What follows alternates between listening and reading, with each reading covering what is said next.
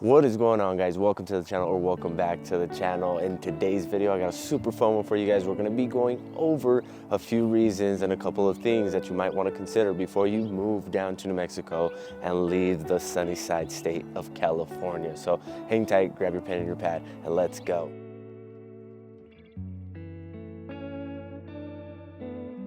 Alrighty, guys, now California and New Mexico are two different places. You got California with all its sunny beaches, nice weather, and all this stuff going on, right? And New Mexico, we don't have no beaches. We have mountains, we have rivers, we got all this beautiful high desert living that most people are searching for in comparison to California. And plus, we're a lot less populated, being the fourth largest state in the United States. That says a whole lot, right? Los Angeles has over 3 million people. New Mexico as a whole has only a little bit over 2 million, guys. And if this is your first time stopping by the Living in Albuquerque channel, thank you so much. My name is Eli, and I gotta say, guys, do yourself a huge favor and hit that subscribe and notification bell down at the bottom. That way you guys never miss out on any kind of videos, because I am dropping videos every week talking about what our beautiful state of New Mexico and cities like Albuquerque have to offer. Now, aside from doing these videos, I am also a licensed broker here in the state of New Mexico, and as much as I love doing these videos, freezing my butt off early in the morning just to make sure that the content gets to you guys, I would love to help you out with your real estate needs. So that number popping up on the screen is my direct line, and me and my team are ready to get on a video call with you guys just to make sure that you're making all the right decisions when it comes down to moving to places like Albuquerque and New Mexico in general. So really, guys, let's hop into this video today. Get your pen and your pad ready, and let's go. All right, now I brought up the topic of conversation that California and New Mexico are just two totally different states. And to be honest with you guys, I hope this doesn't come off as negative, because California has so much great things to offer. I love California personally just because it's a whole different lifestyle. It's more up to speed. There's a lot more different things going on over there than what we have here in New Mexico. So if you're tired of like the coastal style of living and the, overpopulated beaches, New Mexico is going to be an area where you can still come to and enjoy the outdoors without there being a whole lot of people. Now, you may run into groups here and there, because there are like certain groups that come out and do like hikes together, bike trails together, all these different activities that you can do within, certain kind of groups that are welcoming, right? I got an invite to go and mountain bike, and I don't even own a mountain bike. I just started following these people on Instagram, and they were like, hey, you should come out, and we'll let you borrow a bike.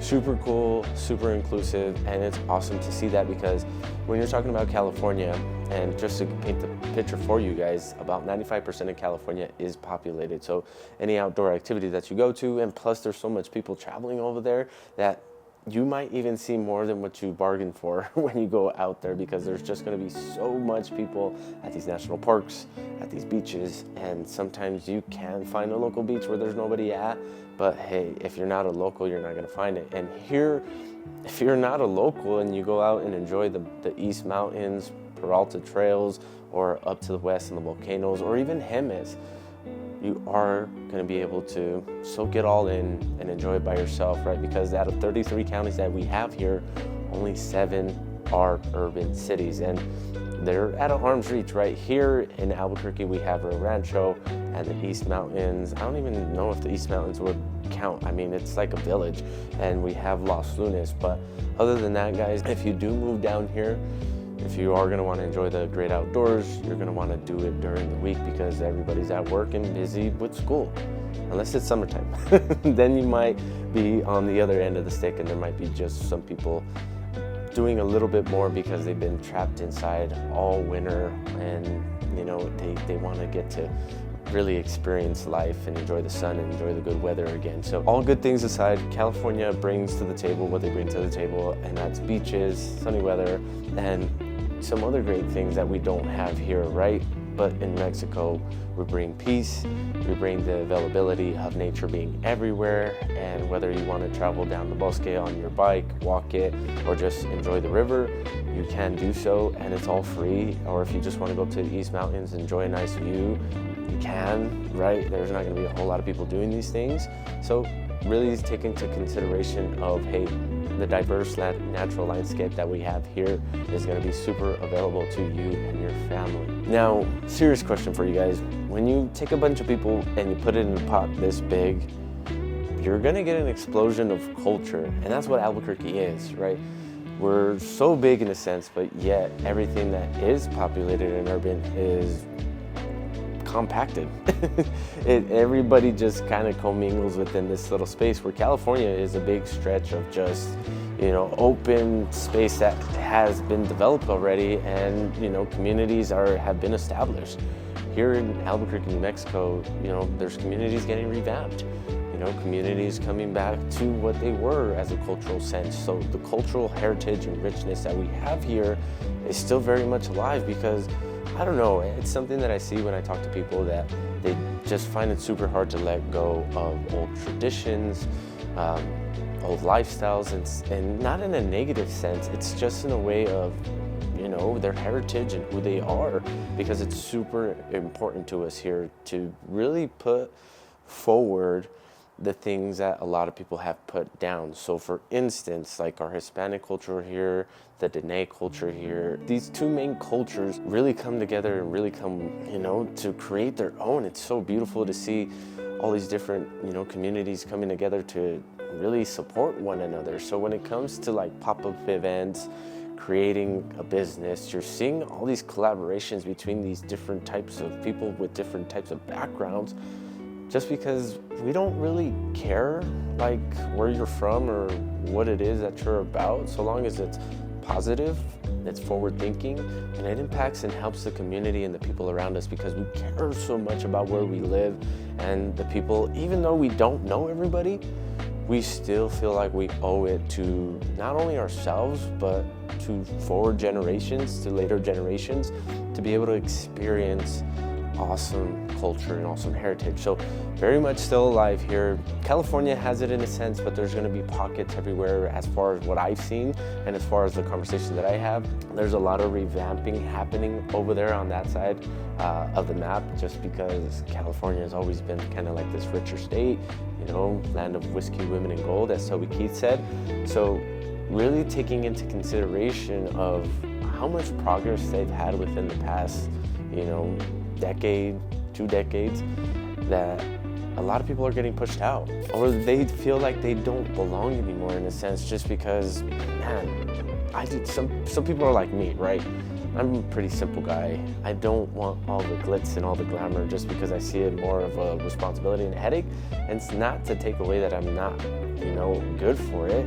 It's just the fact that, do I really need all that? Like, do I really need a 100-foot pool that overlooks Beverly Hills, or do I really need to live in a heavily dense, like super populated city that traffic is just terrible? Or can I live somewhere where life is still kind of simple, very affordable and basic? And we're gonna get into that conversation of affordability here in a bit. Having the two on a scale, I'd rather live more simple, have less anxiety, and less worry about keeping up with the Joneses, because down here we really don't care about all that stuff. You'll still see people that have a lot of money, and I've met a few people with a lot of money that drive old beat-up cars, that live in a basic house, and contribute to their community so much that they've created so much impact. They've really left a legacy and have changed the landscape for the better for some communities. So, not to get on my soapbox, but just really to paint the picture for you guys that New Mexico and Albuquerque and all these surrounding cities around us are really putting their best foot forward when it comes to the community and keeping heritage alive. Now, on the same topic of community and how that lifestyle is super big here, it's everything to us. When it comes to the community aspect that we have here, you are going to find that more people are supporting each other and coming together to either create businesses, create opportunities for, people that are coming from the outside, just because, hey, we know that we're behind on the 8 ball just a little bit, and we want to progress just a little bit more. That way we can offer more things to the people that are living here. So for instance, right now, recently up on 98th, there's been a huge development of more restaurants, more apartments, car washes, all this stuff going on up there, just because they understand that more people are moving up that way. So they want to bring more attractions, more things to the people that live on that side of town, because honestly, people on this side of town, if they don't have to travel over the river, they're not going to. And it's the same for the people on the east side. We've had this conversation before, guys. I don't know how many times I got to tell you. Usually when you're an east sider, you're an east sider. When you're a west sider, you're just a west sider, and that's it, right? There's a lot of people that live, work, and just never leave the west side, and it's the same thing on the east side. And I know a couple of east side people that are like, I will never cross the river, I have no need to, and especially just because they got way more amenities over there. As a west sider, you are going to find yourself crossing the river from time to time, because we just need to go to the mall or some of the shopping over there. But I know that, you know, having this community aspect for some people is going to be just something that they're like, oof, I'm introverted, I don't want to do this whole thing. And to be honest with you, that's still okay here, right? Because you won't have to go too far in order to get your groceries and all your shopping done. You can literally be like me and go down the road that's 5-10 minutes away and get everything that you need. So really talking about the communities here, aside from, you know, where you live on what side of town matters, the mentality here is still big city, but small town mentality. And what I mean by that is, yeah, we're a bigger city, but to be honest with you guys, we got small town mentality here. Everybody knows everybody, and everybody's connected in one way, shape, or form. And maybe it's just because I lived here forever, but to be honest with you guys, it's crazy how much people come from other states and they end up finding out that, I don't know, an old buddy from a different state moved here and they never knew, or a cousin lives here and they just found out. Stuff like that, which is super crazy to me. And that's how people start to get connected, because once you know somebody, you kind of tend to know everybody here. And it's pretty awesome how that really helps somebody really gain their footing in their community, find their people, find their tribe, and really put in who they are into whatever group that they're trying to be a part of. Now, funny thing is that if you're like me and you lived here forever, you will purposely go to different sides of town because you don't want to see your auntie or your cousin at the store and be there for hours. You just kind of want to get in and get out, get what you need, and go back home. So just a funny tidbit there for you guys, because hey, it's true. I will go to the other side of town purposely. That way I don't see, number one, somebody that I know or a relative, because when we do chop it up in the stores, it just becomes a 5-minute trip becomes an hour to 2 hours. And by that time, it's like, man, why did I even come here? I forgot what I came here for. I didn't even pick up what I needed. So, but anyways, guys, I mean, that's the community aspect, and something that you guys are going to want to think about, because it's going to be your everyday life here. Alrighty, guys, now we got into the part of the video where we're going to hop onto the computer, take a look at Rent Cafe, and take a look at some numbers. That way we get the full picture and full transparency as far as comparison goes to cost of living and some rent and all that stuff. So grab your pen and your pad on this part, guys, because it's going to be a lot of information you're going to want to know. Alrighty, guys, now you're probably wondering, like, Eli, why doing this video outside right now? My computer's on my truck, super unconventional, and that's my style. That's the way I like to do it. I don't like to stay inside too much and do the whole norm and have this beautiful, elaborate studio set up. Pretty raw and authentic. If it's unprofessional in a way, then I apologize. But really, guys, taking a look at San Diego versus Albuquerque here first up, and I felt like $100,000 was just kind of like where we needed to hit, just so everybody can relate to it, because it's kind of like a middle ground. This is kind of what everybody's making nowadays. So taking a look, if you make $100,000 out in San Diego, which is going to be super low, obviously. San Diego is one of the most expensive cities out of California. To live the lifestyle that you're living right now in California, in San Diego, you are going to need to make about $65,000, which is about average here, right? Most people make about $60,000, $50,000 when they do live in Albuquerque, any kind of given job. So is it going to be a better lifestyle change? More than likely, because you're not going to feel that pressure of making so much more money just to keep the lights on. And now taking a look at rents, we're 55% lower, guys. And I mean, this is numbers. This is not anything that I'm making up. Take a look. The average rent in San Diego is around $3,000. Here in Albuquerque is about 13, so a fraction of that. And here in Albuquerque, we have, you know, apartments, condos, houses, all these different types of styles of living available to you guys. Now, taking a look at some dailies here, right? The dailies, I call them like food, utilities, healthcare, transportation, and all that stuff, right? Our utilities are going to be 8% lower. That's a given. Our food is going to be way cheaper. Our healthcare is going to be cheaper. Our transportation is going to be stupid cheap, just because, again, the ART bus is free. And you may have to pay for the city bus. I don't know. I haven't ridden the bus in a long time, since I was like in high school. Now, goods and services, these are things like haircuts, salons, dry cleaning. I don't even know a whole lot of people that do dry cleaning, but here it's a lot less expensive to do that kind of stuff if you're into like suits and dry cleaning your clothes. Haircuts here are going to be a little bit more expensive. Big haircut community here, believe it or not. There's barbers everywhere that you go, and there's enough business to go around because we like our haircuts. I used to go every week in high school. Now it's about every 2 weeks. I've cut back a little bit just because I cut my hair a lot shorter. Trying to hold on to every little piece that I can.